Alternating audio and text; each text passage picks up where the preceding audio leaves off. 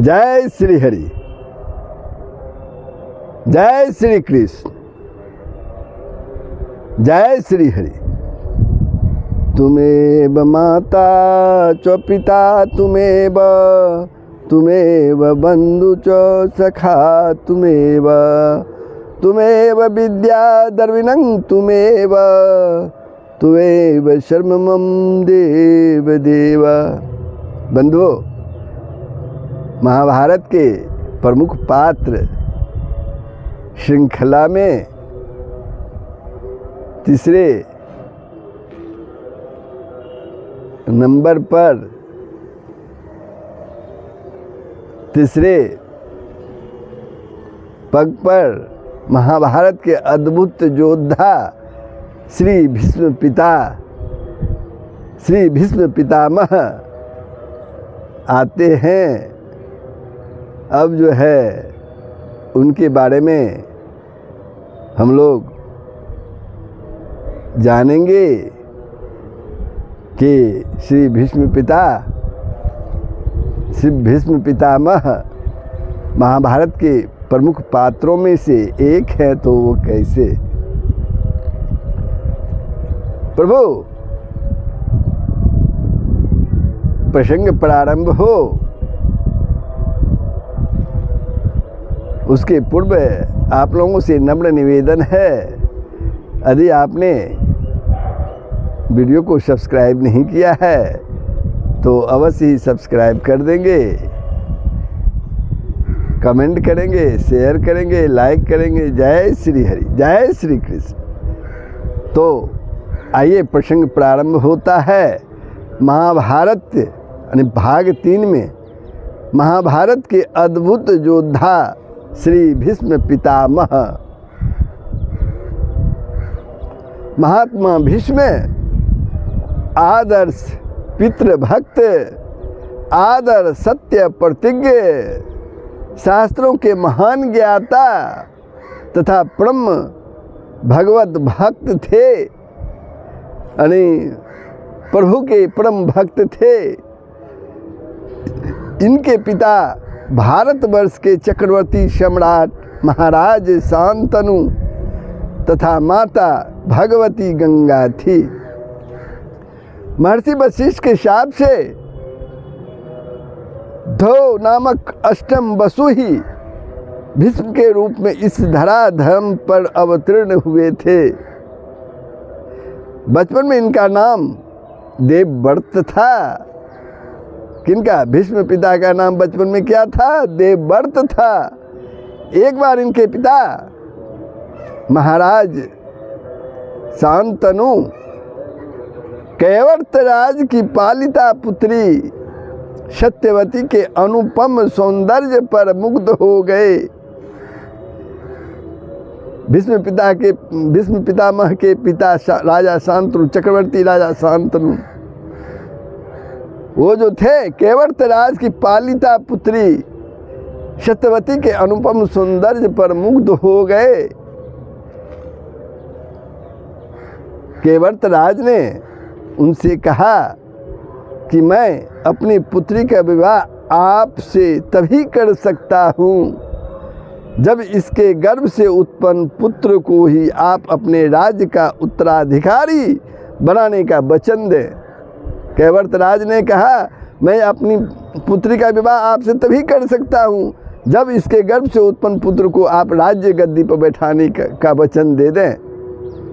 महाराज शांतनु अपने शीलवान पुत्र देवव्रत के साथ अन्याय नहीं करना चाहते थे कि देवव्रत के साथ कोई अन्याय ना हो। अतः उन्होंने कैवर्त राज की शर्त को अस्वीकार कर दिया, किंतु सत्यवती की आसक्ति और चिंता में वे उदास रहने लगे। जब महाराज शांतनु उदास रहने लगे, जब भीष्म को महाराज की चिंता और उदासी का कारण मालूम हुआ, तब उन्होंने कैवर्त राज के सामने जाकर प्रतिज्ञा की कि क्या प्रतिज्ञा की? कैवर्त राज के सामने में देवव्रत ने, आपकी कन्या से उत्पन्न पुत्र ही राज का उत्तराधिकारी होगा।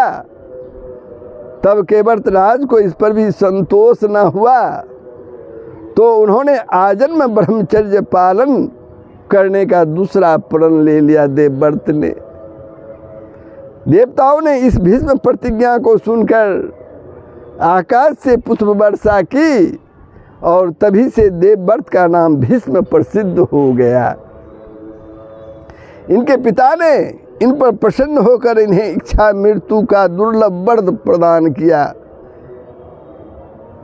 इनके पिता ने इन पर प्रसन्न होकर इन्हें इच्छा मृत्यु का दुर्लभ वर प्रदान किया। सत्यवती के गर्भ से महाराज शांतनु को चित्रांगद और विचित्र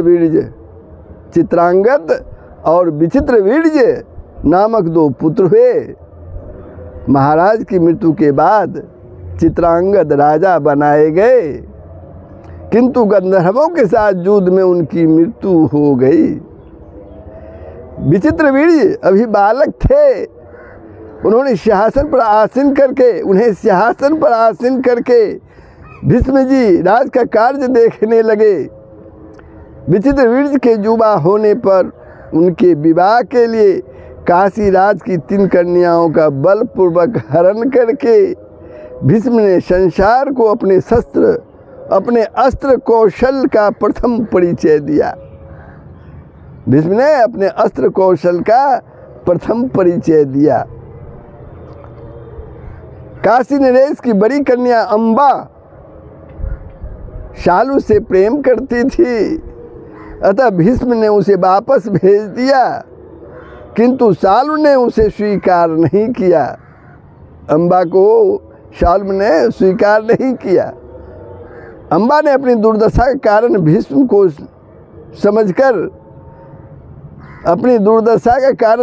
को समझकर उन्होंने शिकायत परशुराम जी से की।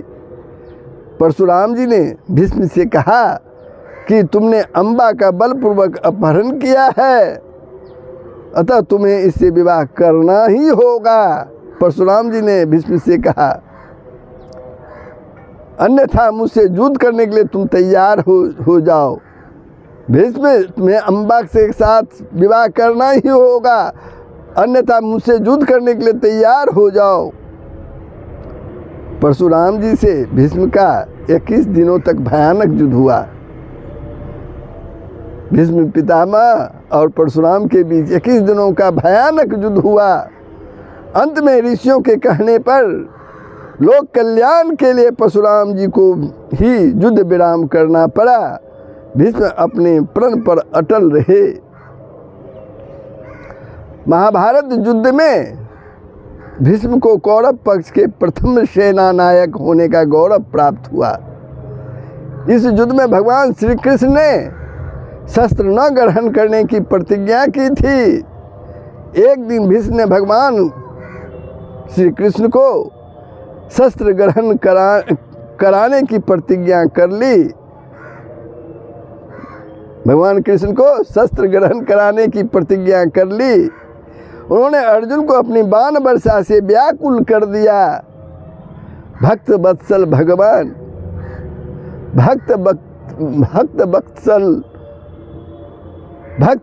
भगवान ने भक्त की प्राण के रक्षा के लिए अपनी प्रतिज्ञा को भंग कर दिया और रथ का टूटा हुआ पहिया लेकर भीष्म की ओर वे दौड़ पड़े। कौन? भगवान श्री कृष्ण। भीष्म मुग्ध हो गए। भीष्म देखते रह गए। भगवान की इस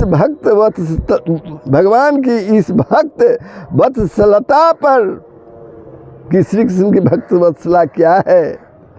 18 दिनों के युद्ध में 10 दिनों तक अकेले घमासान युद्ध करके भीष्म ने पांडव पक्ष को व्याकुल कर दिया और अंत में शिखंडी के माध्यम से अपनी मृत्यु का उपाय स्वयं पांडव पक्ष को बताकर महाभारत के इस अद्भुत योद्धा ने सरसया पर शयन किया।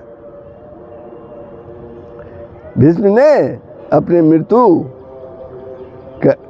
कैसे हो ये सारी बताकर, पांडवों को बताकर, महाभारत के इस अद्भुत योद्धा ने सरसया पर शयन किया। शास्त्र और शस्त्र के इस सूरज को अस्त होते देखकर, शास्त्र और शस्त्र के इस सूरज को अस्त होते देखकर भगवान श्री कृष्ण ने इनके माध्यम से युधिष्ठिर को धर्म के समस्त अंगों का उपदेश दिलवाया। सूरज के उत्तरायण होने पर पीताम्बरधारी श्री कृष्ण की छवि को अपनी आँखों में बसाकर महात्मा भीष्म ने अपने नश्वर शरीर का त्याग कर दिया। तो ये थे महाभारत के अद्भुत योद्धा श्री भीष्म पिता। तो ये प्रसंग प्रभु आप लोगों को कैसा लगा कमेंट के माध्यम से लिखेंगे। यदि आपने वीडियो को सब्सक्राइब नहीं किया है तो अवश्य सब्सक्राइब कर देंगे, शेयर करेंगे, लाइक करेंगे। जय श्री राम, जय श्री हरि, जय श्री कृष्ण। सबका कल्याण हो, पूरे विश्व का कल्याण हो, यही सनातन धर्म का मूल स्वर है। जय श्री कृष्ण।